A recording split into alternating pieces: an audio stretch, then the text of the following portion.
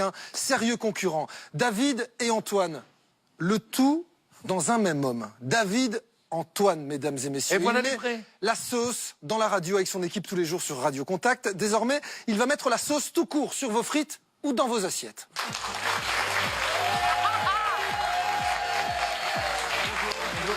Salut Christian, salut Nico, salut Mickaël. C'est quoi cette histoire? Vous n'êtes pas un peu jeune pour une reconversion dans les... Bah écoute, il faut y penser très rapidement.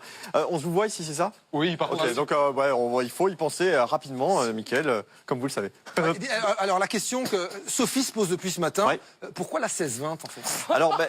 Alors pourquoi la 16-20? Parce que faut savoir que dans un premier temps, j'ai une émission radio qui s'appelle le 16-20 sur Radio Contact et on s'est dit tiens, on va faire une sauce un peu particulière pour nos auditeurs.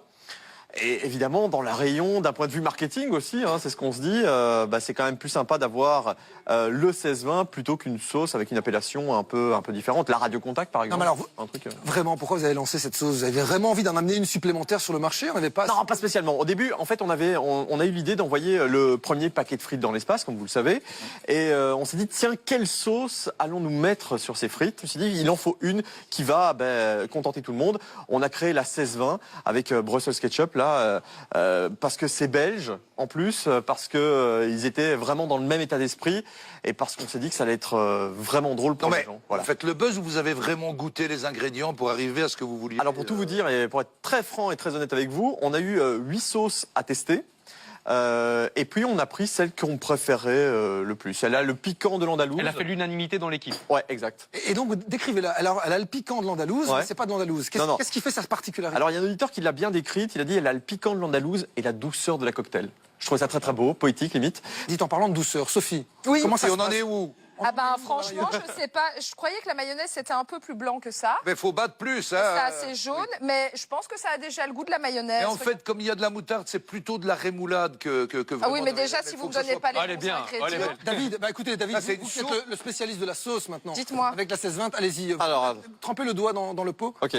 Elle pense aussi à sa reconversion, Sophie Pandeville sera bientôt dans On les... pourra ouvrir une friterie ensemble, David.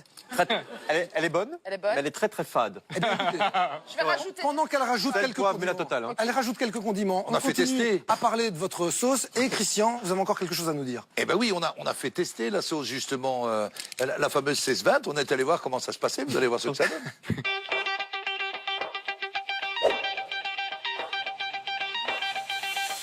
Je trouve ça vachement bon. Miam miam. Very good. C'est une bonne sauce. Je peux un peu reprendre. Mais qu'est-ce qu'elle goûte au juste, cette sauce? On dirait sauce cocktail. C'est comme un peu la sauce andalouse, un petit peu, je dirais.